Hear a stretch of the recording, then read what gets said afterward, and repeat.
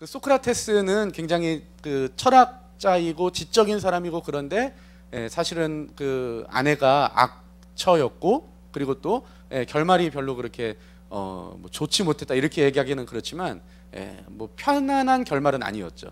그렇게 배고픈 소크라테스가 될 것인가 아니면 배부른 돼지가 될 것인가. 여러분 어떻게 선택하면 좋겠습니까? 굉장히 어렵죠, 그렇죠? 우리는 다들 배부른 소크라테스가 되고 싶어 해가지고 뭐 하나 결정하기가 참 어려워요. 그런데 우리 인생을 보면 이렇게 뭔가 결정해야 되는 그 때를 우리가 만날 수 있어요. 근데 둘 중에 하나를 결정해야 돼. 우리가 둘 다 결정할 수는 없는 것들 우리가 살다 보면 너무 많잖아요, 그렇죠? 이 여자도 좋고 저 여자도 좋아서 둘 다 그 결혼 대상자로 결정할 수 있는 건 아니잖아요, 그렇죠?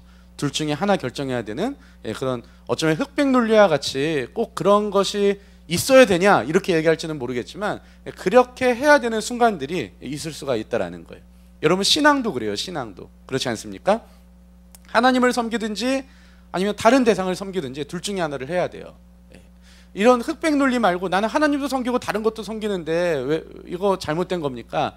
하나님 구약 성경에 말씀하셨던 것들을 잘 보면 우리가 그게 신앙이 아니라는 것들을 알 수가 있어요. 여러분 성경을 가만히 보시면요, 구약 성경에 하나님이 노발대발하시면서 화를 내시는 장면들이 간혹 등장해요.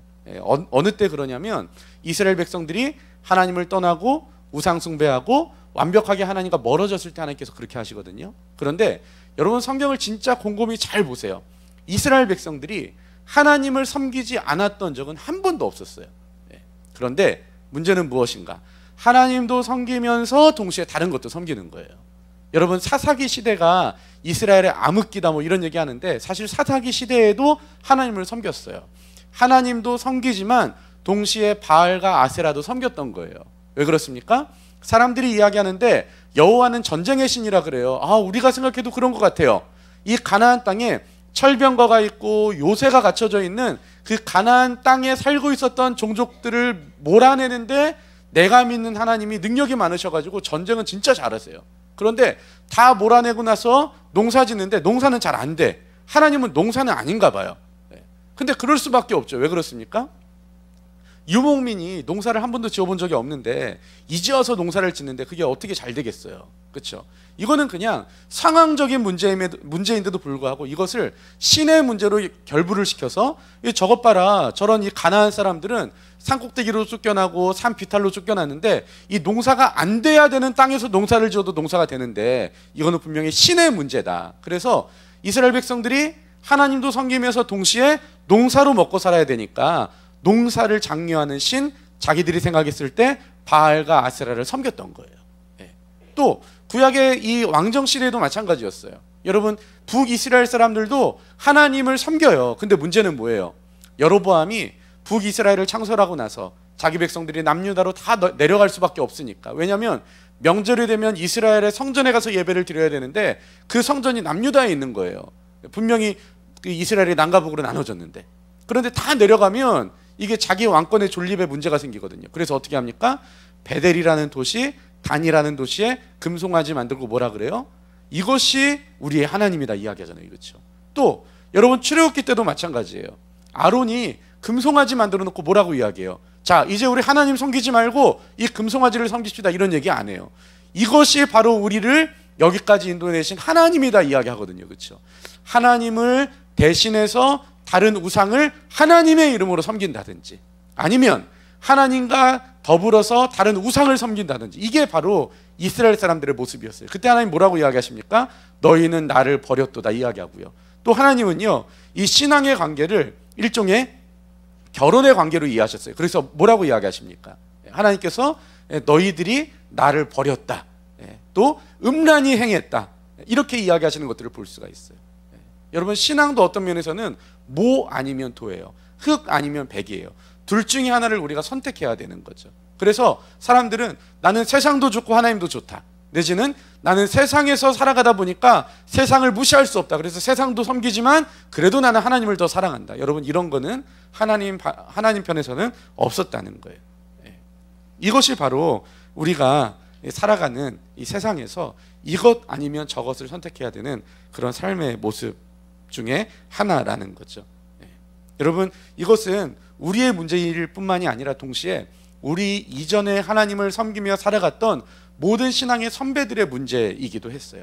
이것 아니면 저것을 선택해야 되는 그런 상황에 우리 신앙의 선배들도 항상 거기에 노출되어 있었다라는 거죠. 여러분 누가 생각이 나십니까? 그랬던 사람. 여러분 어떤 이것도 선택할까 저것도 선택할까 어느 게 더 흥미있을까 이런 선택이 아니라 이걸 선택하면 하나를 완전히 잃어버려야 되는 거고요, 이걸 선택하면 이거는 더 이상 생각하지 말아야 되는 거예요. 기회비용이 너무나도 큰 그런 일이었다라는 거죠. 바로 아브라함의 삶이 그랬죠. 어느 날 하나님이 찾아오세요. 그리고 이야기하시는 거예요. 100살 먹어서 낳은 아들이 있는데 그것도 주시겠다고 몇 번을 그냥 약속하고 몇십 년을 지난 다음에 어렵게 주신 아들인데 하나님 찾아서 뭐라 그럽니까? 그 아들 나에게 바치라는 거예요. 여러분 이거 흑백 논리로밖에 선택할 수 없는 거잖아요. 흑 아니면 백이잖아요, 그렇죠? 하나님께 바치기도 하고 동시에 그 아들과 뭐 이렇게 자기의 노후를 이렇게 준비하고 이런 거는 이제 있을 수가 없는 거예요.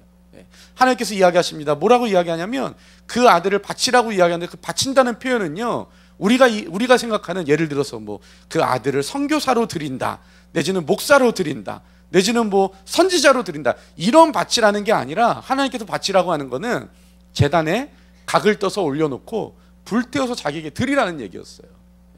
여러분 각을 뜬다라는 게 무슨 말이에요? 우리 각을 뜬다 이렇게 표현하면 뭐 잘 안 쓰는 말이라 이해가 잘 안 되는데 우리 친근하게 표현을 한다면 우리 치킨 친근하잖아요, 그렇죠? 치킨이 각을 떠서 튀겨서 나오잖아요, 그렇죠? 물론 튀김 옷도 입히지만 그게 바로 각을 뜨는 거예요. 여러분 어느 부모가 자기 자녀에 대해서 각을 뜰 수가 있습니까? 하나님 그거 요구하시는 거예요. 지금 각을 떠서 제단에 불살라서 나에게 드려라. 아브라함은요 선택을 해야 돼요. 진짜 하나님 말씀대로 그렇게 할 것인지, 아니면 너무하시네 이거 참, 이제 더 이상 하나님과 나는 이제 상관이 없습니다 하고 선언하고 하나님을 떠날 것인지, 둘 중에 하나를 분명히 선택해야 됐었다는 거예요. 아브라함만 그렇습니까? 성경에 나타나는 많은 사람들이 그래요. 모세 여러분 그렇지 않습니까? 그렇죠? 모세의 출신 성분이 뭐예요? 이스라엘 백성이었어요. 당시에 이스라엘 아기가 태어나면 죽여야 되는 그런 시대에 모세가 태어났어요. 죽어야 되는 사람이었어요. 그런데 하나님의 표현을 빌자면 우리 이제 신앙 있는 애의 이야기로 한다면 하나님의 특별한 섭리로, 또 하나님 섬기지 않는 다른 사람들의 표현을 빌리자면 운이 좋아서 어떻게 살아남아 가지고 강가에서 나일강에서 떠내려가는데 누구 손에 그게 들려지냐면 바로 애굽의 공주의 손에 모세가 들려지는 거예요. 그래서 때마침 자녀가 없는 공주의 입장에서 자녀가 됐던 거고, 부모를 잃은 모세 입장에서는 그 공주가 부모가 됐던 거고, 그래서 애굽의 나라의 왕궁에서 왕궁의 철학과 교육을 배우면서 그렇게 자라납니다. 그러다가 어느 순간 자기의 출생의 비밀을 알게 돼요. 자기가 이스라엘 사람이었더라고요. 모세는 둘 중에 하나 선택해야 돼요. 뭡니까? 계속 내 출신 성분을 부인하고 애굽의 왕자로 호의호식하며 살아갈 것. 그리고 또 하나는 하나님이 내 양심의 심령 가운데 말씀하시는, 너는 이스라엘 백성이야, 너는 이스라엘의 지도자야, 너는 이스라엘을 애굽 땅에서 인도해내야 될 나의 사람이야, 그 양심에 따라서 내가 이스라엘 사람으로 그렇게 살아갈지 둘 중에 하나 선택해야 되는 거예요. 이스라엘 사람도 되면서 동시에 애굽 사람은 될 수가 없어요. 어쩌면 그 가면을 쓰고 이스라엘 애굽 사람처럼 살아가지만 이스라엘 편으로 살아갈 수 있겠다, 그런 마음을 혹시 먹었을지는 모르겠어요. 그런데 살다 보니까 그게 돼요, 안 돼요? 안 됐잖아요, 그렇죠? 자기 이 심장에서 이렇게 막 뛰어오르는 이스라엘 사람의 그 자존감과 자존심으로 어떤 일을 벌입니까? 이스라엘 사람을 학대하는 애굽 사람을 쳐 죽여요.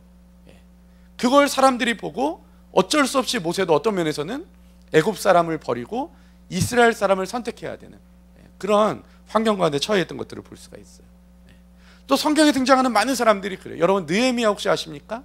느헤미야도 마찬가지였어요. 술 맡은 관원장이었거든요. 당시에 이스라엘이 독립된 나라가 아니었어요. 메대, 역사로 이야기하면 페르시아라는 나라의 속국으로 존재했던 그런 나라였어요. 느헤미야는요 술을 맡은 관원장이었어요. 사람들이 느헤미야를 굉장히 출세한 사람으로 보죠. 그런데 어느 날 느헤미야에게 안타까운 소식이 들려집니다. 어떤 소식이냐면 예루살렘의 성이 다 무너지고, 그리고 성이 다 회파되고, 사람들이 농사 지어놓은 거, 사람들이 갖고 오는 모든 것들을 주위에 있는 민족들이 와서 다 가져가고 노력해가고, 이스라엘 사람들이 살 소망마저 끊어져 버린 거예요. 그 얘기를 들어요. 그때 느헤미야의 속 안에서 불붙는 듯한 열정이 올라오는 거죠. 나는 이스라엘 사람인데, 내 열주의 묘실이 있는 예루살렘이 회파되어 있는데 내가 이 자리를 버리고 그곳에 가야 되는 것 아닌가, 이런 생각들이 드는 거예요. 사람들은 이런 생각할 수가 있어요. 아니, 술 맡은 관원장 그거 버리고 가면 되지 뭘 그렇게 어렵게 생각하나. 여러분, 술 맡은 관원장이라는 것은요, 느헤미야가 어떤 위치에 있는지를 보여주고 있는 건데, 이것이 우리가 생각하는 것처럼 결코 쉽게 버릴 수 있는 그런 자리는 아니었어요. 지금으로 이야기하면 별거 아니잖아요, 그렇죠? 술 맡은 관원장, 뭐라고 표현할까요? 청와대의 수성 요리사도 아니고, 수성 요리사가 데리고 있는 술만 담당하는 일종의 뭐 직원, 이 정도밖에 안 되는 거잖아요, 그렇죠? 그런데 당시는 달랐어요. 구약의 당시 그 제국들은요, 이 뭐라 그럴까요? 이 왕권이 자기 아들에게 이렇게 넘어가는 그러한 사회였지만, 그렇지만 간혹가다 일어나는 반역이 분명히 존재했어요. 반역은 뭐냐면, 내 아들이 내가 죽고 나서 왕권을 이어받아야 되는데, 내가 나이가 들거나 내가 아니면 이 그 국가 정세에 잘 치리하지 못하고 약간의 분란이 있거나 그러면 그 틈을 타고 들어와서 왕권을 가로채는 거예요. 다른 사람이 왕이 되는 거죠. 그 사람들이 사용했던 보편적인 방식이 왕과 군사력으로 1대1로 대등하게 맞서 싸우기는 어렵거든요. 그러니까 게릴라전 또는 왕을 모살하는 거예요. 어떻게 죽이는 게 좋은가? 음식물에 독을 타는 거죠. 그렇기 때문에 음식물을 담당하는 신하라는 것은 왕이 가장 총애할 수 있는 신하라고 이야기할 수 있어요. 왕이 가장 믿을 만한 신하, 이렇게 이야기할 수 있다는 거죠. 게다가 술을 맡은 관원장이라는 것은 같이 음식을 나누면서, 여러분 술 먹으면 말이 좀 많아지잖아요, 그렇죠? 그때 왕과 같이 대화할 수 있는 그러한 사람이었어요. 국제 정세에 능했어야 되고요. 그 나라의 역사에 빠삭한 어떤 해박한 지식이 있어야 되고, 왕이 묻는 말에 대답하고 같이 반응할 수 있는 사람이었어야 됐다라는 거죠. 우리 조선시대도 사실 그랬어요. 여러분 알지 모르겠는데, 지난번에 작년에 이제 우리가 그 선교 역사 배우면서 잠깐 이야기를 했는데, 고종 때 우리나라가 굉장히 약했잖아요, 그렇죠? 동학농민운동이 일어났는데 그거 어떻게 해결이 안 되니까 청나라에서 군대 좀 와달라 그래서 청나라 군대 가가지고 그거 다 동학농민운동 제압하고 그랬잖아요.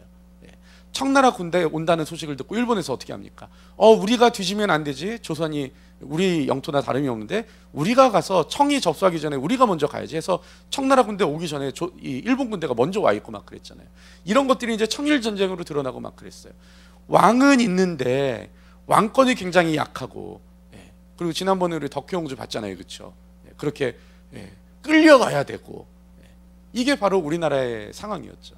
고종이요, 이 열강의 어떤 침략에 굉장히 스트레스를 받으면서 이 굉장히 어떤 그 민감하게 반응했던 것들을 볼 수가 있어요. 궁궐에서 만든 음식 먹지 않았어요. 왜? 일본에서, 청에서 어떻게 거기다 약을 타고 자기를 모살할지 모르는 거거든요. 그래서 어떻게 했는지 아세요? 당시에 언더우드의 아내가 음식을 만들어서 고종에게 전달했을 때가 있었어요. 그래서 그 큰 어떤 금고를 만들어서 열쇠 하나는 언더우드 아내가 가지고 있고, 그리고 또 하나는 고종이 가지고 있고, 그 이제 그 뭡니까? 이 금고를 언더우드가 왔다 갔다 하는 거예요. 이제 그랬던 적이 있었다 그러더라고요. 느헤미야 결코 쉽게 놀 수 있는 자리 아니었어요. 이거를 놓고 민족에게 찾아갈 것인가? 아니면 민족을 잠깐 눈을 감고 내가 이 위치를 계속 유지할 것인가? 이것은 굉장히 어려운 선택 중에 하나였다라는 거죠. 여러분, 오늘 우리가 읽었던 다니엘도 마찬가지 아닙니까? 다니엘은요, 그 포로로 끌려가서 이스라엘의 그 나라의 총리와 맞먹는 어떤 그러한 그 위치까지 올라가는 것들을 볼 수가 있어요. 그런데 어떻게 뭐라 그럴까요?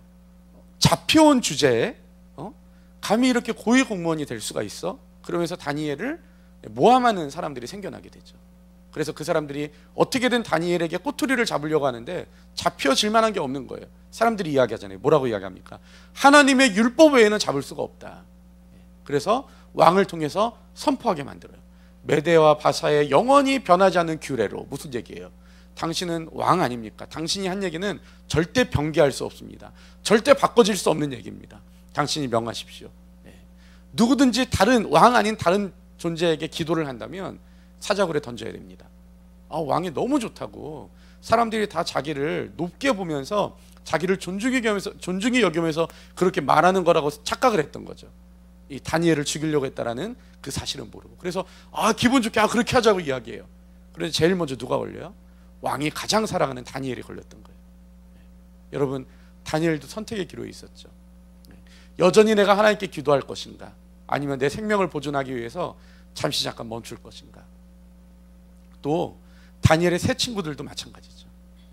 느부갓네살 왕이 높은 이 두라 평지에 큰 신상을 세워놓고 여기에 절하지 않으면 다 풀무불에 던진다 이야기했을 때, 내가 절하고 신앙을 버리고 내 생명을 유지할 것인가, 아니면 절하지 않고 내 목숨을 여기서 끝낼 것인가. 다 선택의 기로에 있었던 것들을 볼 수가 있어요. 그런데 여러분, 이 믿음의 조상들의 선택을 한번 보세요.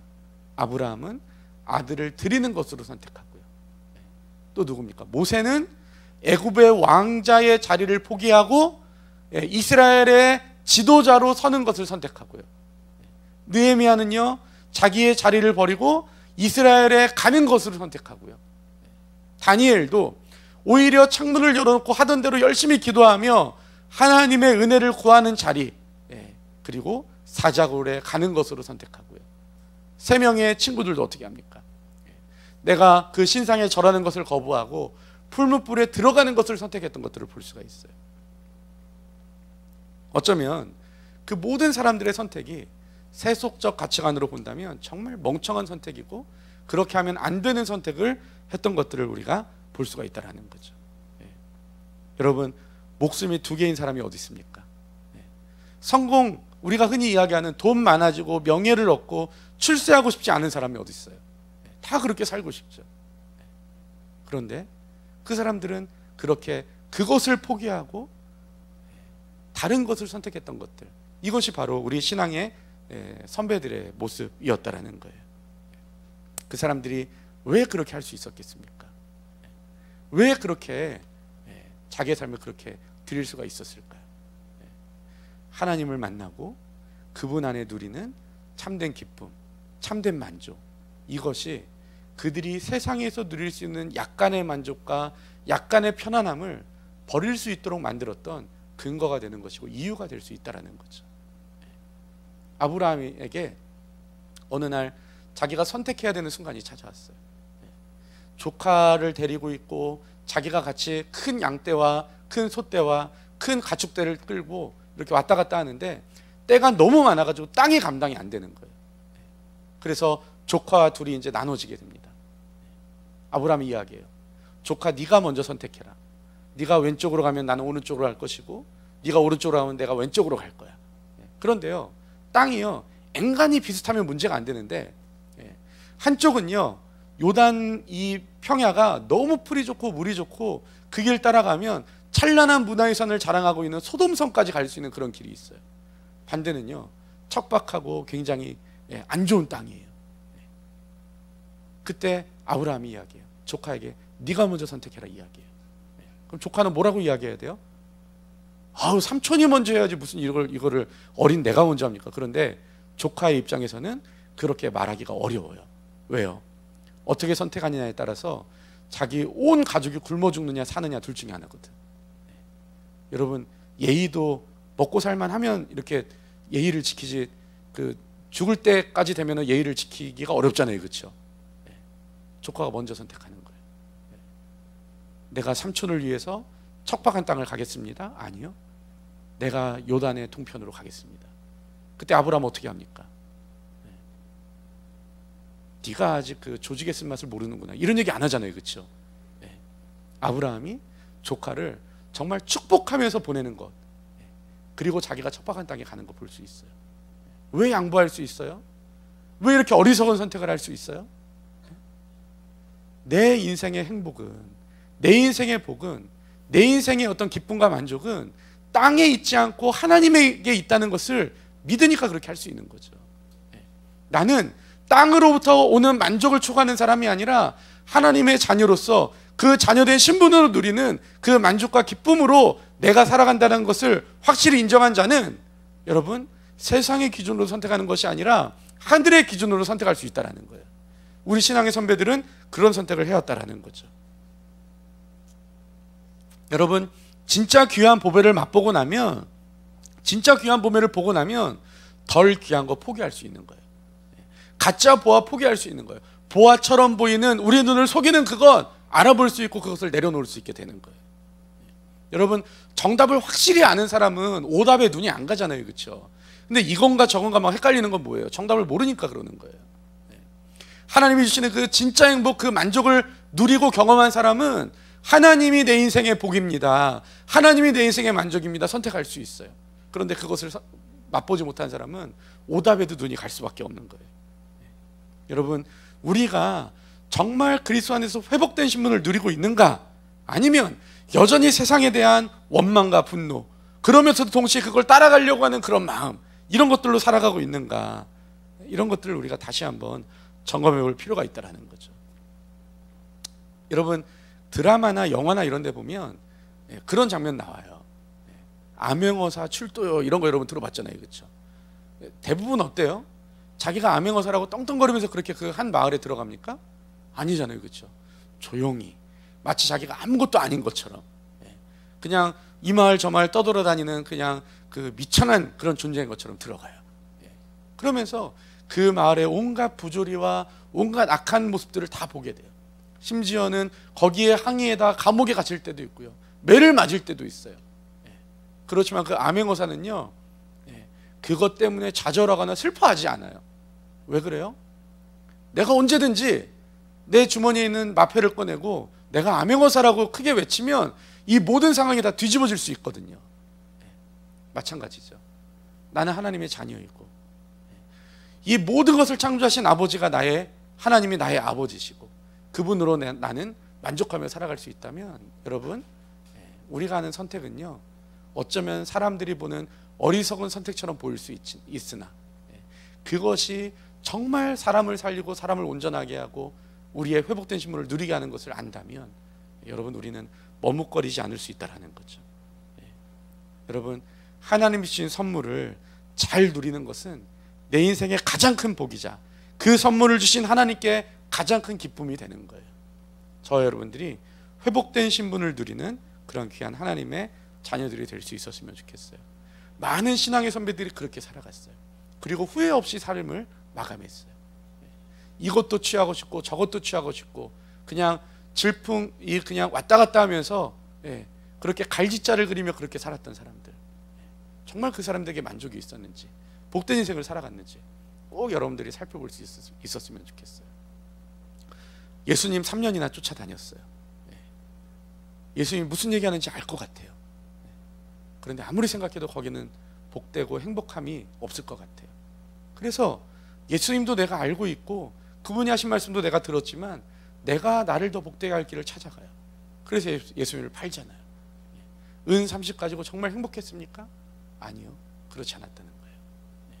우리가 가야 할 길, 우리가 살아야 할 삶, 우리가 선택해야 될 선택, 여러분 그 선택의 기로 앞에서는 마음이 떨릴 수 있고 또 내 마음이 요동할 수 있을지 모르지만 그러나 원칙대로 하나님이 원하시는 대로 선택하는 그 삶 안에 참 기쁨이 있고 만족이 있을 수 있다는 거예요. 그 삶을 저와 여러분들이 도전할 수 있었으면 좋겠습니다.